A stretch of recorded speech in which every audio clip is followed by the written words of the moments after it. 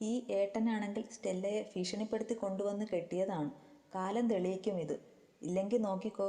കിച്ചു അത് പറഞ്ഞതും ഇന്ദ്രൻ അവളെ ഒന്ന് സൂക്ഷിച്ചു നോക്കി. നോക്കേണ്ട, ഞാനേ ഉള്ള കാര്യമാണ് പറഞ്ഞത് കേട്ടോ. കിച്ചു അവനെ കൊഞ്ഞനം കുത്തി കാണിച്ചു. സ്റ്റെല്ല, ഇവള് പറഞ്ഞതുപോലെ ഞാൻ നിന്നെ തട്ടിക്കൊണ്ടു പോന്നതാണോ? പെട്ടെന്ന് ഇന്ദ്രൻ ശബ്ദമുയർത്തി. അച്ചമ്മയും കിച്ചുവും സ്റ്റെല്ലയെ നോക്കി. ഇന്ദ്രേട്ടന്റെ ഒപ്പം ജീവിക്കാൻ ഇഷ്ടമായിട്ട് തന്നെയാണ് ഞാൻ ഇറങ്ങിപ്പോന്നത്. അല്ലാതെ ബലമായിട്ട് എന്നെ കൊണ്ടുവന്നത് ഒന്നുമല്ലടോ, പതിഞ്ഞ ശബ്ദത്തിൽ അവൾ പറഞ്ഞു. ഇനി സംശയം വല്ലതുമുണ്ടോ കിച്ചുവേ?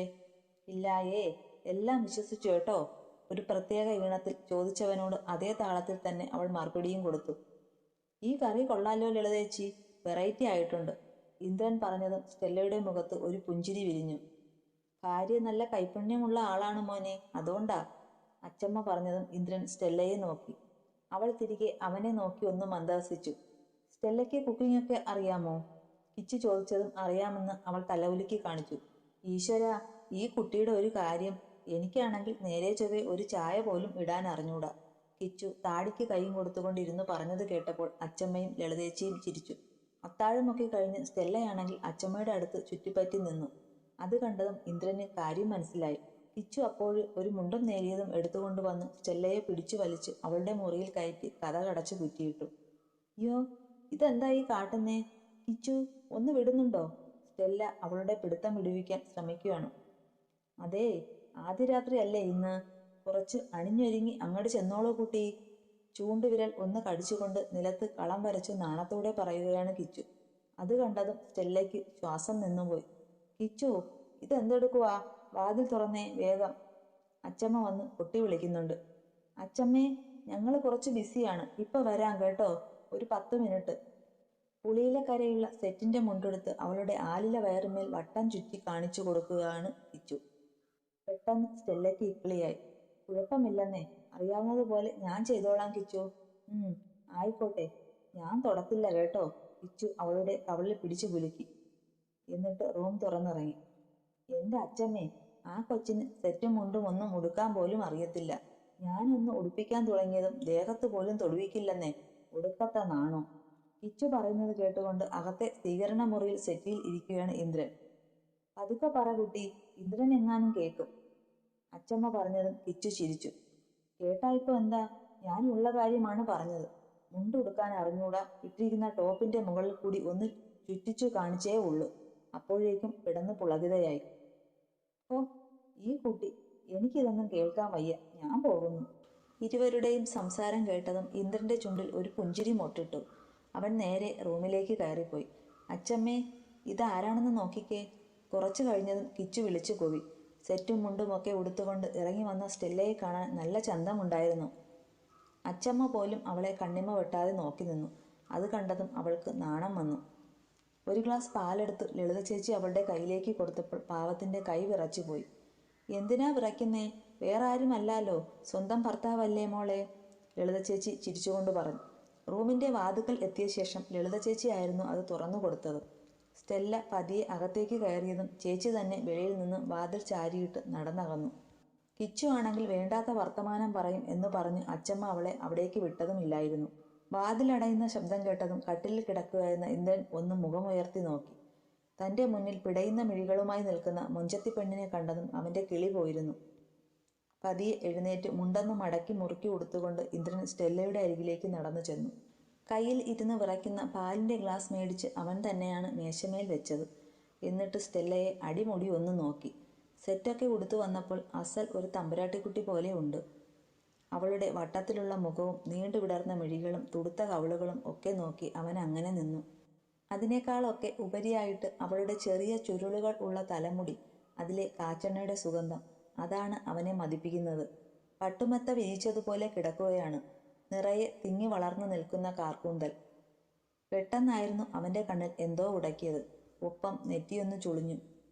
തോളിലേക്ക് തന്റെ വലം കൈ എടുത്തു വെച്ചതും അത്രനേരം മിഴികൾ കുമ്പിട്ടുകൊണ്ട് നിന്നവൾ വേഗം മുഖം ഉയർത്തി. തന്നോട് ചേർത്ത് നിർത്തിക്കൊണ്ട് അവളുമായി ഡ്രസ്സിംഗ് റൂമിലേക്ക് നടന്നു. വല്ലാണ്ട് വിറയ്ക്കുകയാണ് അവള്. ശ്വാസം എടുക്കുന്നത് പോലും കിതപ്പായി മാറി. ഒരു പക്ഷിക്കുഞ്ഞിനെ പോലെ അവന്റെ കയ്യിൽ ഒതുങ്ങിക്കൂടിയാണ് നടപ്പൊക്കെ. ഡ്രസ്സിംഗ് റൂമിലെ ചില്ലു കണ്ണാടിയുടെ മുന്നിൽ കൊണ്ട് അഭിമുഖമായി നിർത്തിയ ശേഷം ഇന്ദ്രനും വന്നു അവളുടെ പിന്നിലായി നിന്നു. അല്പം കുനിഞ്ഞ് അവളുടെ മുടിയിഴകളിൽ മുഖം പൂഴ്ത്തി. ആഴത്തിൽ ഒന്ന് ശ്വാസമെടുത്തപ്പോൾ പെണ്ണിനോട് ഉള്ള ഇഷ്ടം പോലും കൂടി വരുന്നതായി അവന് തോന്നി. വീണ്ടും വീണ്ടും ശ്വാസമെടുത്ത് അവളിലെ മണം നുകരുമ്പോൾ കിതപ്പടക്കാൻ പാടുപെട്ടുകൊണ്ട് അവൻ്റെ മുന്നിൽ നിൽക്കുകയായിരുന്നു സ്റ്റെല്ല. കുറച്ചു കഴിഞ്ഞതും ഇന്ദ്രനാണെങ്കിൽ കണ്ണാടിയുടെ മുന്നിലിരുന്ന സിന്ദൂരച്ചെപ്പ് കയ്യിലേക്ക് എടുത്തു. അത് പതിയെ ഒന്ന് തുറന്ന ശേഷം ഒരു നുള്ളു സിന്ദൂരം ചൂണ്ടുവിരൽ ഉപയോഗിച്ച് നുള്ളിയെടുത്തു. എന്നിട്ട് അവളുടെ വിടർന്നു പരന്ന നെറ്റിത്തടത്തിൽ വട്ടത്തിൽ ഒന്ന് തൊട്ടുകൊടുത്തു. പുരികക്കൊടിയുടെ മുകളിലായി നിലകൊള്ളുന്ന ആ സിന്ദൂര രേണു ഒപ്പം മൂക്കിൻ തുമ്പിലും പടർന്നു. തൂത്തുകളയുവാൻ സ്റ്റെല്ല തുടങ്ങിയതും ഇന്ദ്രൻ അവളുടെ കയ്യിൽ പിടുത്തം വിട്ടു. മിഴികൾ ഉയർത്തി അവനെ നോക്കുവാൻ പേടിയായതുകൊണ്ട് പിന്നെയും നിലത്തേക്ക് ദൃഷ്ടി പായിച്ചു. അപ്പോഴേക്കും ഇന്ദ്രൻ അവളുടെ നെറുകയിൽ കൂടി ചുമപ്പിക്കുവാനുള്ള തിടുക്കത്തിലായിരുന്നു. എല്ലാം കഴിഞ്ഞ് അവൻ അവളുടെ താടി പിടിച്ചു മേൽപോട്ട് ഉയർത്തി. എന്നിട്ടും നോക്കാതെ നിൽക്കുന്നവളുടെ മിഴികളിൽ ഒന്ന് ഊതി. പിടപ്പോടെ പെണ്ണ് അവനെ ഒന്ന് നോക്കി. ആദ്യമായിട്ടായിരുന്നു അത്. അത്രമേൽ അടുത്തായി അവൻ അങ്ങനെ നിൽക്കുന്നത്. ഇഷ്ടമായോന്ന് നോക്കിയേ? മുഖം തിരിച്ചു കണ്ണാടിയിലേക്ക് കാണിച്ചുകൊണ്ട് ഇന്ദ്രൻ ശബ്ദം താഴ്ത്തി ചോദിച്ചു. കണ്ണാടിയിലേക്ക് ഒന്ന് നോക്കിയ ശേഷം പെട്ടെന്ന് അവൾ തലകുലുക്കി. എന്നും ഇങ്ങനെ ആവണം കേട്ടോ. ഈ പൊട്ടും സിന്ദൂരവും എന്നും ഉണ്ടാവണം. വീണ്ടും അവൻ്റെ ശബ്ദം. സ്റ്റെല്ല പിന്നെയും തലകുലുക്കി. കിടക്കണ്ടേ? അവൻ ചോദിച്ചതും പെണ്ണിന് വീണ്ടും വിറച്ചു. വാ, നേരം ഒരുപാടായി പറഞ്ഞുകൊണ്ട് അവൻ സ്റ്റെല്ലയുടെ ഇടത്തെ തോളിലൂടെ കൈ ചേർത്ത് വട്ടം പിടിച്ചു. എന്നിട്ട് അവളുമായി ബെഡ്റൂമിലേക്ക് നടന്നു. വാതിൽ കടന്നതും അവൻ്റെ ഇടം കൈ തോളിൽ നിന്ന് പിന്നിലൂടെ താഴേക്ക് പതിച്ചു. അഴിഞ്ഞു കിടക്കുന്ന കേശഭാരത്തെ തഴുകിക്കൊണ്ട് മറികടന്നു അവൻ്റെ വിരലുകൾ ചെന്നു നിന്നത് അവളുടെ ആലില പോലുള്ള വയറിന്മേലായിരുന്നു. നേരിയതിൻ്റെ ഇടയിലൂടെ കൈകടത്തിക്കൊണ്ട് അവൻ അവളെ അല്പം കൂടി ചേർത്ത് പിടിച്ചതും സ്റ്റെല്ല അവൻ്റെ കയ്യിൽ പിടുത്തമിട്ടു. പെട്ടെന്ന് തന്നെ ഇന്ദ്രൻ തൻ്റെ നടത്തം മതിയാക്കി. എന്തേ, നിനക്ക് വേദനിച്ചോ? ഗൗരവത്തിൽ അവൻ്റെ ശബ്ദം. മറുപടി പറയാൻ പേടിച്ചു നിൽക്കുകയാണ് അവള്. ചോദിച്ചത് കേട്ടില്ലേ? സ്റ്റെല്ലയ്ക്ക് വേദനിച്ചോന്ന്. ഇക്കുറി ശബ്ദം അല്പം കൂടി ഉയർന്നു. ഇല്ല. പിന്നെന്താ? പേടിച്ചിട്ടാ. ആരെ? എന്നെയാണോ? വീണ്ടും അവൻ്റെ ശബ്ദം കാതിൽ മുഴങ്ങി. ഒന്നും പറയാതെ നിൽക്കുന്നവളുടെ താടിത്തുമ്പ് പിടിച്ചു മേൽപോട്ടുയർത്തി. അപ്പോഴേക്കും പെണ്ണിൻ്റെ മിഴികളിൽ നീർമുത്തുകൾ ഉരുണ്ടുകൂടി തുടങ്ങിയിരുന്നു. എനിക്കിതൊക്കെ പേടിയാ ഇന്ദ്രേട്ടാ. എന്നെ ഒന്നും ചെയ്യല്ലേ. ഞാനൊരു പാവമാണ്. ഒരു തെറ്റുപോലും ഇന്നേ വരെ ആർക്കും ദോഷമായിട്ട് ചെയ്തിട്ടില്ല. ദയവ് ചെയ്ത് എന്നെ ഇവിടുന്നൊന്ന് പോകാൻ അനുവദിക്കണം പ്ലീസ്. പെട്ടെന്ന് അവൾ കുനിഞ്ഞിരുന്ന് അവൻ്റെ ഇരു കാലുകളിലും കെട്ടിപ്പിടിച്ചുകൊണ്ട് പറഞ്ഞു. 6 മാസം എന്നല്ല 6 ദിവസം പോലും ഏട്ടൻ്റെ ഭാര്യയാവാൻ ഉള്ള യോഗ്യത ഒന്നും എനിക്കില്ല. നിങ്ങളൊക്കെ വലിയ വലിയ ആളുകളാണ്. ഈ കുടുംബത്തിൻ്റെ മുറ്റത്ത് നിൽക്കുവാനുള്ള നിലയും വിലയും ഇല്ലാത്ത ഞാനാണ് ഇന്ന് ഇന്ദ്രേട്ടൻ്റെ കിടപ്പറയിൽ. അത് പറയുകയും അവളുടെ വാക്കുകൾ വിറച്ചു. എന്നെ പ്രണയിച്ചു എന്നു പറയുന്ന നുണക്കഥകളൊക്കെ താമസിക്കാതെ ഒരു ദിവസം എല്ലാവരും അറിയും. അന്ന് എന്നെ ഇവിടെ നിന്നും പറഞ്ഞുവിടും. അതിലും ഭേദം ഞാൻ ഉടനെ തന്നെ പോകുന്നതല്ലേ. ഇന്ദ്രേട്ടൻ്റെ കൂടെ കിടക്കാനുള്ള യോഗ്യതയില്ലാത്തവളാണ് ഞാൻ. പ്ലീസ് പറഞ്ഞുകൊണ്ട് അവൾ വിതുമ്പിക്കരഞ്ഞു. ഇന്ദ്രൻ അല്പം കുനിഞ്ഞു. എന്നിട്ട് സ്റ്റെല്ലയുടെ തോളിൽ പിടിച്ച് മേൽപോട്ടുയർത്തി. എന്നിട്ട് അവളെ തൻ്റെ കൈകളിൽ കോരിയെടുത്തുകൊണ്ട് ചെന്ന് ബെഡിലേക്ക് കിടത്തി. ലൈറ്റ് ഓഫാകുന്നതും മുറിയിൽ ഇരുട്ട് പരക്കുന്നതും പേടിയോടെ അവൾ അറിഞ്ഞു. കൂട്ടിയടച്ച മിഴികൾ അല്പം കഴിഞ്ഞ് അവൾ ചിമ്മി തുറന്നു. നോക്കിയപ്പോൾ കണ്ട് കുറച്ച് അപ്പുറത്തായി മാറിക്കിടന്ന സെറ്റിയിലേക്ക് പോയി കിടക്കുന്ന ഇന്ദ്രനെ. പെട്ടെന്ന് എഴുന്നേറ്റ് അവൻ്റെ അടുത്തേക്ക് ചെന്നു. ഇന്ദ്രേട്ടാ, ഇവിടെ കിടന്നോളൂ, ഞാൻ സെറ്റിയിൽ കിടക്കാം. അവൻ്റെ മുഖത്തേക്ക് അല്പം കുനിഞ്ഞു നിന്നുകൊണ്ടവൾ പറഞ്ഞു. യാതൊരു അനക്കവും ആ ഭാഗത്തു നിന്നുണ്ടായില്ല. ഏട്ടാ. കുറച്ചുകൂടെ അവൾ മുഖം കുനിച്ചു. കണ്ണടച്ച് കിടക്കുന്നവനെ കണ്ടതും ഉള്ളിൽ എന്തോ ഒരു കുറ്റബോധം. അറിയാതെ പറഞ്ഞു പോയതാ. സോറി.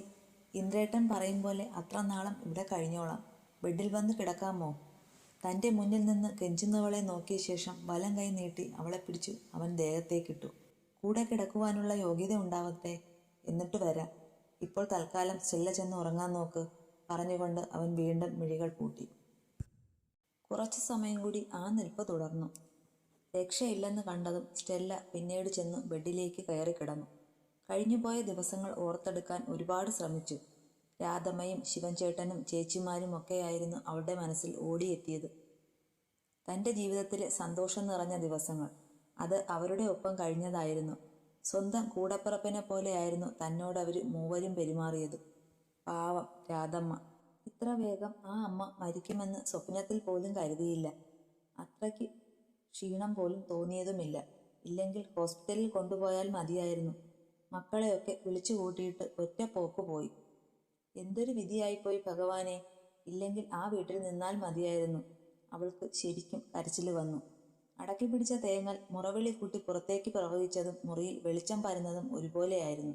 സ്റ്റെല്ല, എന്തിനാണ് കരയുന്നേ? ഇന്ദ്രന്റെ ശബ്ദം ഉയർന്നതും അവൾ പെട്ടെന്ന് മിഴികൾ അമർത്തി പൂട്ടി. എടോ സ്റ്റെല്ല! അവൻ ഒന്നുകൂടി വിളിച്ചപ്പോൾ സ്റ്റെല്ല ചാടി എഴുന്നേറ്റിരുന്നു. എന്തു പറ്റിയടോ? കുറച്ചു സമയമായല്ലോ തുടങ്ങിയിട്ട്. അടുത്തേക്ക് വന്ന് അവൻ നെറ്റി ചുളിച്ചു. വീട്ടിലെ കാര്യങ്ങൾ ഓർത്തുപോയി, സോറി. ഇനിയെങ്കിലും കിടന്നുറങ്ങാൻ നോക്ക്. നേരം വെളുക്കാറായി. അവളുടെ കലങ്ങിയ മിഴികളിൽ നോക്കിക്കൊണ്ട് പറഞ്ഞ ശേഷം ഇന്ദ്രൻ വീണ്ടും ലൈറ്റ് ഓഫ് ചെയ്തു. പിന്നീട് സ്റ്റെല്ലയും വേഗം കിടന്നു. രാവിലെ ആദ്യം ഉണർന്നത് ഇന്ദ്രനായിരുന്നു. പെട്ടെന്ന് അവന്റെ മിഴികൾ പാഞ്ഞത് അടുത്ത ബെഡിലായി കിടക്കുന്നവളിലായിരുന്നു. ചെരിഞ്ഞു കിടന്ന് ഉറങ്ങുകയാണ് സ്റ്റെല്ല. നേരിയതിന്റെ തുമ്പൊക്കെ മാറിൽ നിന്ന് വേർപെട്ട് കിടപ്പുണ്ട്. അനാവൃതമായ അവളുടെ ആലില വയറും നാഭിച്ചുഴിയും കണ്ടപ്പോൾ അവന്റെ ഉള്ളിൽ മറ്റെന്തോ വികാരം ഉടൽപ്പെട്ടു. മെല്ലെ അവളുടെ അടുത്തേക്ക് ചെന്നു. ശ്വാസഗതി പോലും ഏറി. പെട്ടെന്നായിരുന്നു പെണ്ണൊന്ന് ഞെളിഞ്ഞു കുത്തിക്കൊണ്ട് മൂരി നിവർന്നത്. അതുകൂടി കണ്ടതും അവളെ ഒന്ന് വാരിപ്പുണരാൻ അവന്റെ ഉള്ളം തുടിച്ചു. 5 മണിക്കുള്ള അലാറം ഇന്ദ്രന്റെ ഫോണിൽ ചിലച്ചതും സ്റ്റെല്ല ഞെട്ടി എഴുന്നേറ്റു. കണ്ണ് തുറന്നപ്പോൾ കണ്ടത് തന്റെ അടുത്തായി വന്നു നിൽക്കുന്ന ഇന്ദ്രനെയായിരുന്നു. വേഗം തന്നെ അവൾ എഴുന്നേറ്റ് നിന്നു. അപ്പോഴാണ് നേരിയത് തന്റെ ദേഹത്ത് ഇല്ലെന്ന് ഉള്ളത് അവൾ അറിയുന്നത്. ഇരു കൈകൾ കൊണ്ട് മാറിൽ പിണച്ച് മുഖം താഴ്ത്തി നിന്നുപോയിരുന്നു അവള്. പേടിച്ചിട്ട് ശരീരമൊക്കെ വിറയ്ക്കാൻ തുടങ്ങി. മാതാവേ, കാത്തുരക്ഷിക്കണേ, കാലുകളൊക്കെ ഉഴഞ്ഞു പോകും പോലെ. അവൾ മനസ്സിൽ ഉരുവിട്ടുകൊണ്ട് അതേ നിൽപ്പ് തുടർന്നു. ഇന്ദ്രൻ അവളുടെ അടുത്തേക്ക് അല്പം കൂടി ചേർന്ന് നിന്നതും പെണ്ണിപ്പോൾ വീണു പോകുന്ന അവസ്ഥയിലായിരുന്നു.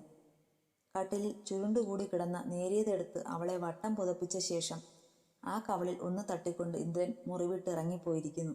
ശ്വാസം ഒന്നെടുത്ത് വലിച്ചുകൊണ്ട് സ്റ്റെല്ല അങ്ങനെ തന്നെ ഇരുന്നു. വാഷ്റൂമിൽ നിന്നും വെള്ളം വീഴുന്ന ശബ്ദം കേട്ടപ്പോൾ മനസ്സിലായി ഇന്ദ്രൻ കുളിക്കുകയാണെന്ന്. പതിയെ എഴുന്നേറ്റ് ചെന്നിട്ട് അലമാരയിൽ നിന്നും അവൾക്ക് കുളിച്ചു മാറുവാൻ ആവശ്യമായ ഡ്രസ്സൊക്കെ എടുത്ത് കയ്യിൽ പിടിച്ചു. 10 മിനിറ്റ് കൂടി എടുത്തു ഇന്ദ്രൻ ഇറങ്ങി വരുവാനായിട്ട്. ഒരു ടവൽ മാത്രം ചുറ്റിക്കൊണ്ട് വരുന്നവനെ കണ്ടതും സ്റ്റെല്ല വേഗം മുഖം താഴ്ത്തി. എന്നിട്ട് നേരെ വാഷ്റൂമിലേക്ക് കയറിപ്പോയി. ഇളം പിങ്ക് നിറമുള്ള ഒരു കുർത്തയും എടുത്തിട്ട് കാവി മുണ്ടും ചുറ്റി നിലക്കണ്ണാടിയുടെ മുന്നിൽ നിൽക്കുമ്പോൾ ഇന്ദ്രന്റെ ചുണ്ടിൽ ഒരു പുഞ്ചിരി വിരിഞ്ഞു. പെണ്ണിനാണെങ്കിൽ വല്ലാത്ത പേടിയാണല്ലോ തേവരെ.